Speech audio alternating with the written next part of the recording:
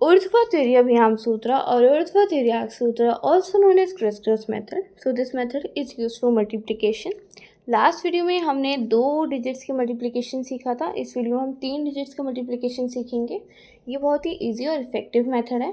तो पहले वेरिएबल्स के थ्रू समझते हैं कि अगर इस फॉर्म का क्वेश्चन हुआ तो किस तरीके से उसके स्टेप्स होंगे, वो कैसे करना है वो बताऊंगी। एंड फिर हम एक क्वेश्चन लेके समझेंगे तो आपको बिल्कुल क्लियर हो जाएगा ये। अगर आपको ABC इंटू EFG के फॉर्म में क्वेश्चन मिला हुआ है तो सबसे पहला स्टेप क्या कहता है कि तुम जो राइट हैंड साइड के नंबर्स हैं यानी कि C और G हैं, इन्हें आपस में मल्टीप्लाई कर दो। तो किसके बराबर हो गया? CG के बराबर। स्टेप 2 कहता है इस बार तुम क्रॉस मल्टीप्लाई करो। तो हमारे जो RHS में नंबर्स हैं B और G और C और F, मतलब BC इंटू FG, इन्हें आपस में मतलब क्रॉस मल्टीप्लाई कर देंगे तो क्या बनेगा?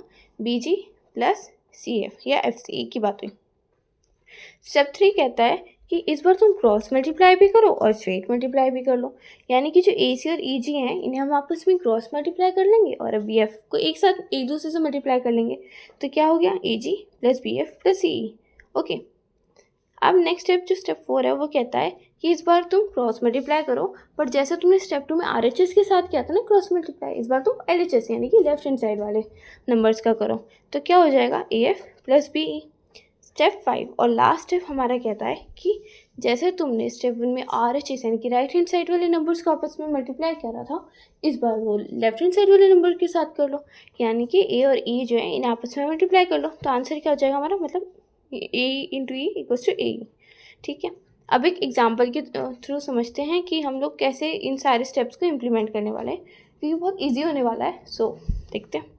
अगर आपको ये एग्जाम्पल है 586 इंटू 493, तो let's see how to do it.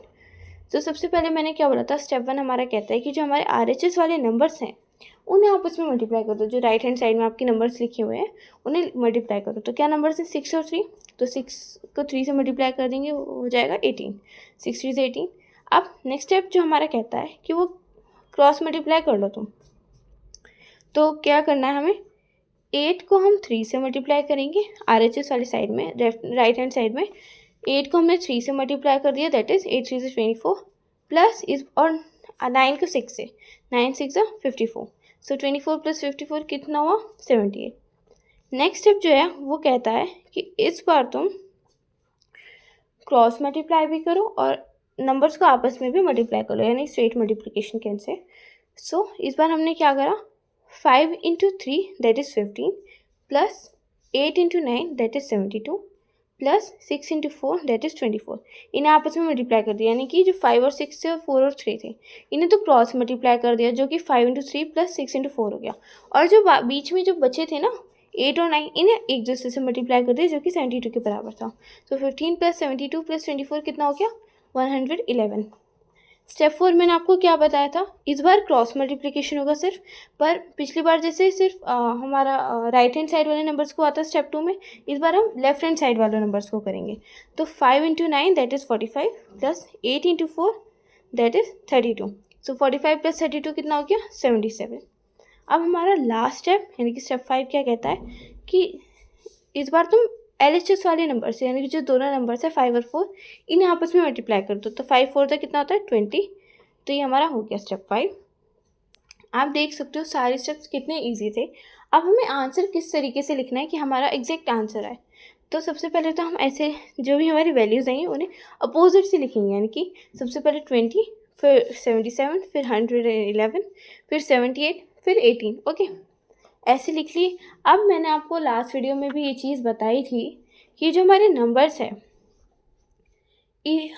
हर जगह, हर उस पे, हर डॉटेड लाइन से पहले और मतलब हर डॉटेड लाइन के बाद जो नंबर है वो एक ही डिजिट का होना चाहिए। यानी कि 18 भी एक ही डिजिट का, 78 भी 2 डिजिट का, एक ही डिजिट का होना चाहिए था। 111 तो 3 डिजिट का, यहाँ भी एक ही डिजिट आनी चाहिए थी। 77 भी 3 डिजिट का, यहाँ भी एक ही आनी चाहिए थी। और 20 ये तो 2 डिजिट का है। तो जो स्टार्टिंग में यानी कि LHS में कितने भी डिजिट चलेगी, नो इशू, बट बाकी जगहों पे हमें एक एक डिजिट ही चाहिए। यानी कि यहाँ पे सब में गलत आ रहा है, पर ये गलत नहीं है। हम एक काम कर सकते हैं कि हमें सिर्फ एक एक डिजिट मिले। तो हम लोग क्या करेंगे, जो इनके आगे वाली यानी इनके जैसे 18 के आगे ए है, वो ए कह रहे सॉरी 1 है, तो इसे हम आगे को भेज देंगे, 78 के पास भेज देंगे। कैसे? जो 18 का 1 था वो हमने 78 के पास भेज दिया, तो क्या बन गया 78 + 1 दैट इज़ 79। ओके, पर अभी इसके पास तो तब भी 2 ही बची, तब हम क्या करेंगे 79 का 7 भेज देंगे आगे 111 के पास, तो क्या बन गया 111 + 7, तो ये हो जाएगा 118 के बराबर। अब तो यहाँ पे तो अब भी 3 डिजिट्स हैं, तो अब क्या करेंगे हम, जो 118 का 11 है उसे हम 77 के पास भेज देंगे।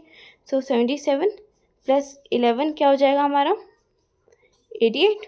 ओके, अब यहाँ पे अब भी 2 डिजिट बच रही है ना, तो इसका 8 हम आगे भेज देंगे, तो क्या हो जाएगा 20 + 8 दैट इज़ 28। ओके, और अब तो कोई इशू ही नहीं है, अब हर जगह एक सिंगल डिजिट है, और लास्ट में यहाँ जो मतलब LHS में है, यहाँ लेफ्ट हैंड साइड में जो है एकदम कॉर्नर में, यहाँ कितनी भी डिजिट चलेगी, कोई इशू नहीं है। आप आराम से, अगर यहाँ 4 नंबर का भी 4 डिजिट का भी नंबर है ना, तो कोई इशू नहीं होगा। ओके, सो हमारा आंसर बन गया, अब इन डॉटेड लाइन्स को हटा के 288,898। ओके, 2,88,898। इवन आप चेक भी कर सकते हैं अगर आप श्योर नहीं है, बट अभी आप देख सकते हैं कितना इजी मेथड था, और आप इसे चुटकियों में क्वेश्चन सॉल्व कर सकते हैं। जैसे यहाँ तो फिर भी छोटे छोटे हैं, जैसे 4 डिजिट्स का नंबर हो गया या 5 डिजिट्स का नंबर हो गया, तो और उसके लिए बहुत ज़्यादा इफेक्टिव है। मैं हमेशा ये ही यूज़ करती हूँ, बहुत ईजी है जनरली। अभी 4 ये तो 4 डिजिट्स का करेंगे, इसके बाद फिर 5 डिजिट्स का और 6 डिजिट्स तक का हम सीखेंगे। उसके बाद तो आप बनाना सीख जाएंगे कि इसके स्टेप्स कैसे बनते हैं। स्टेप्स बनाना भी आपको खुद है, क्योंकि बहुत इजी स्टेप्स हैं, तरीके हैं स्टेप्स लिखने का। Okay, thank you everyone.